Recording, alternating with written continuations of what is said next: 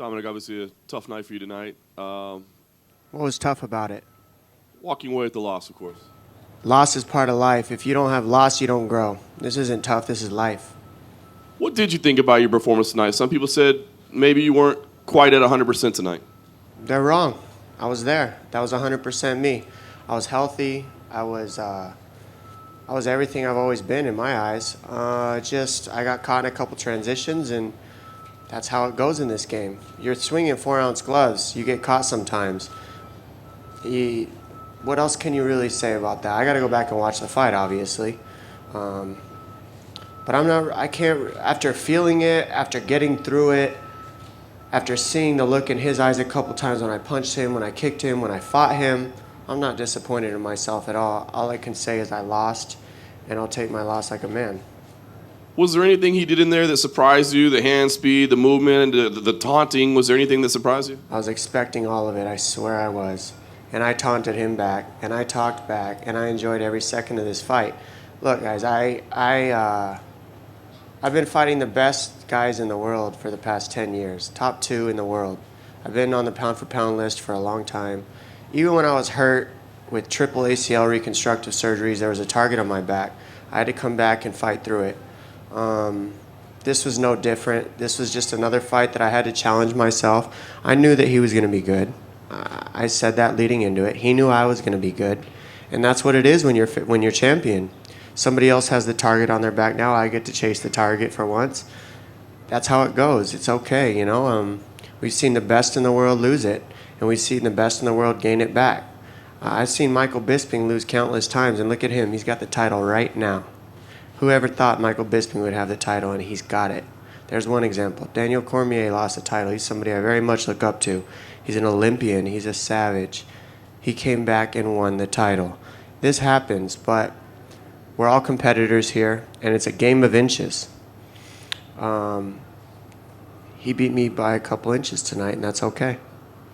And I know it's very soon after, but can you talk about your path back to the title? Because T.J. Dillashaw thinks he deserves to be next. I think Cody thinks that T.J. deserves to be next. Do you agree that that's the next title fight, or do you feel like this fight was good enough that maybe it does warrant a rematch? I thought it was a good fight. I haven't seen it. What do you guys think? I mean, if it was a good fight, I hope you were entertained. That's my job. I'm an entertainer here, whether you guys believe it or not.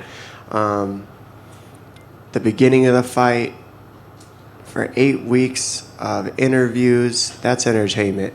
After the fight, talking, the people who are happy that I lost right now, that's entertainment. This is a game where if you don't have people that dislike you, then you don't know what it feels like to be liked. And I've definitely had a lot of dislike thrown at me in this game.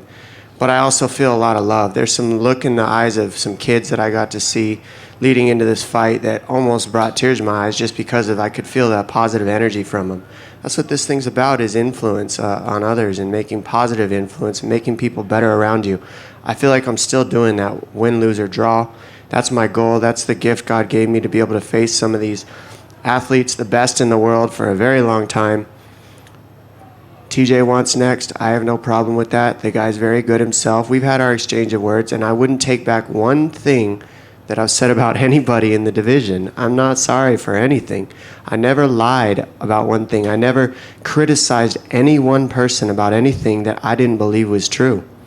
Everything that I said was statistically a fact. So how am I the mean guy if I'm telling the truth? Because nobody likes to hear the truth. Oh well, here I am dealing with the truth right now. I lost, and I'm going to take it like a man.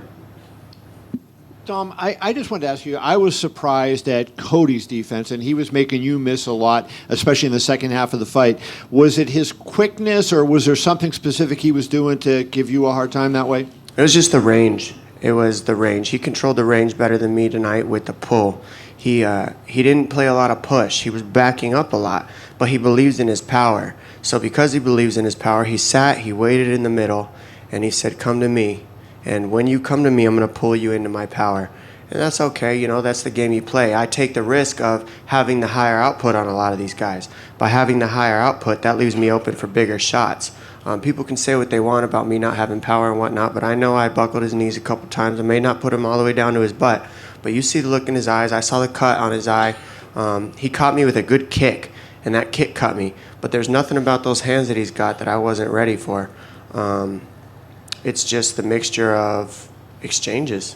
What else can you say? 4-ounce gloves. You got to respect that with anybody.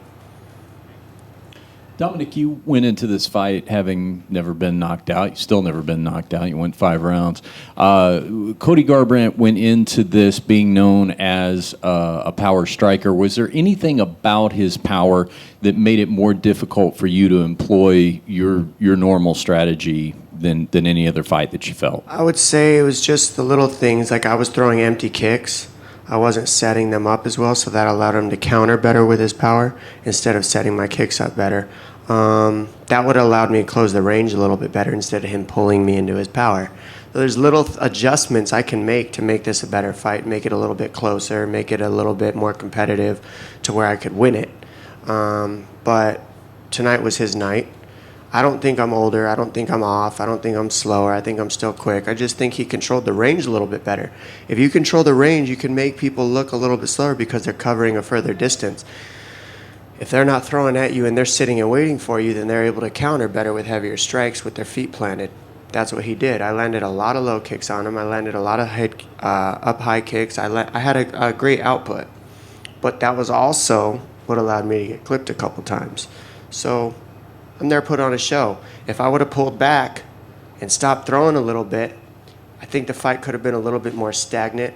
But who the hell wants to watch that? I'm here to have fun. I'm here to challenge myself. And I have to have that output in order to go out there and try to win this fight.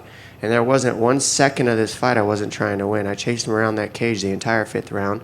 He went for a shot and wanted to hold me against the cage in the 5th round to make sure he sealed that win. And, you know, that shows smarts on his part. He's taken a page out of my book in the sense of fighting.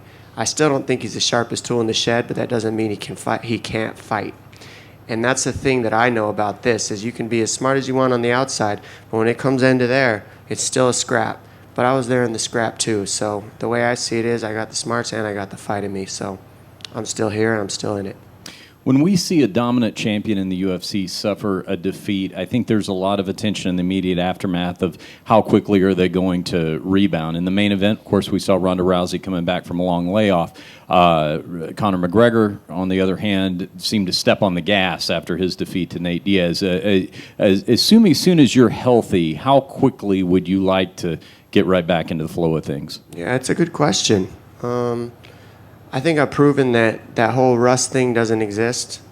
You can say what you want about after this win tonight, but it just doesn't. It really is made up by the weak-minded, and I hate to say it, but sometimes the media. I'm part of the media at this point with all you guys out there, and I can tell you that's made up. So if I need to take a year off, I'll take a year off. If I want to come back in 6 months, I'll come back in 6 months.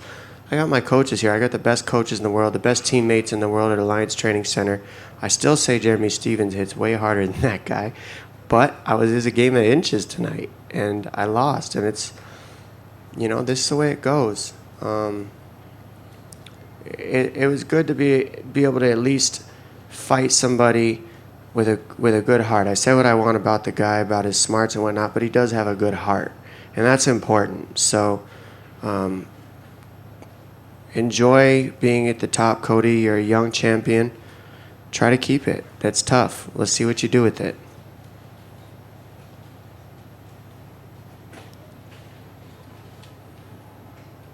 Hey, Dominick.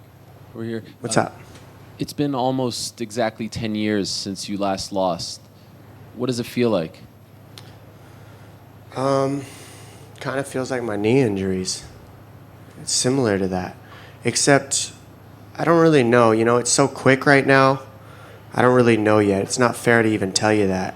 I have a feeling it's going to hurt worse in a couple of days. But one thing I am happy about is I get to see who's real around me.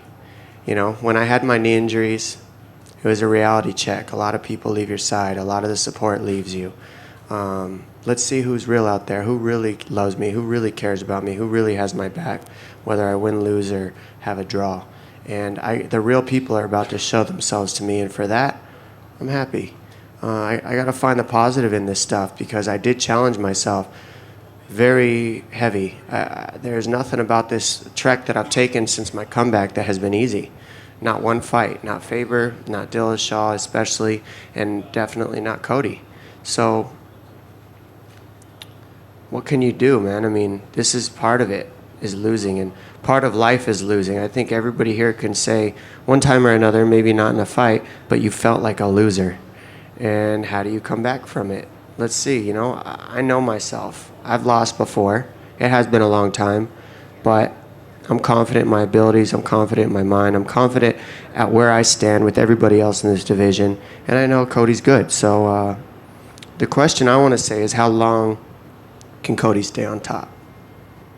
And in January, when you won the belt, you said that the greatest moment of your life was when you realized you didn't need the belt to be happy. And so now you don't have the belt. And I'm wondering if, and it's hard to obviously really truly gauge this, but had you not gone through those 3 years, the injuries, all those ups and downs, would you be handling the loss the same way, as impressively as you are right now? I'm not sure, man. That's a good question, Ariel. But I'll tell you this, that after, what I mean by saying that is not that the belt isn't important to me. What I mean by that is it doesn't haunt my life anymore to where I need it. It's a different thing. It has a different point when I say that. It's actually to give strength to anybody who can actually hear the actual point behind it. Some will say, oh, well, that's good. Then he doesn't want it anymore. Well, that couldn't be more wrong. I love being the champion of the world. I love being the best on earth. But I don't need it to be happy, and that actually releases me and keeps me free. I can still be happy in defeat. That's a freedom. I can't say that I've always had that. But I still feel free. I still feel at peace. I'm still happy. I'm still happy that God gave me this this platform to be able to challenge myself as a man and evolve as a man and become a better man. Regardless of what anybody says about prize fighters, every single one of these fights is a life lesson if you look at it and view it right and if you use it correctly. And I use this 8-10 weeks of camp and this challenge in front of the media and saying what you're going to say and backing it up and taking your loss and defeat and all this to grow as a human being. That's why we're here. We're not here just to be the best at everything. We're here to kind of be attached to everything but nothing at the same time. And it sucks to lose. It's the worst feeling in the world. But it doesn't make me, it's not what I survive off of, is being the title holder. I'm a very happy individual outside of that, and for that I'm thankful. And just two other quick ones, if I can. Does it at all sting more because it's alpha male? No, I mean, I've fought these guys how many times? They brought up a younger kid who's been eyeing me for years. He said it himself. I'm not out of this thing. He's still got to fight other guys. He's still got to fight another guy who comes from alpha male who's just as angry as I am. TJ Dillashaw is one pissed off dude no matter what anybody says. So he couldn't be happier that I lost tonight. I guarantee that.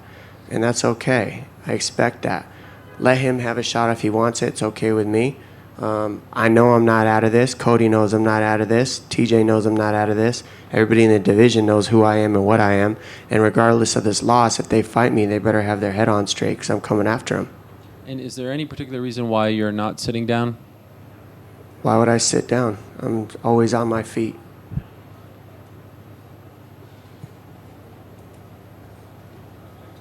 Thanks, guys.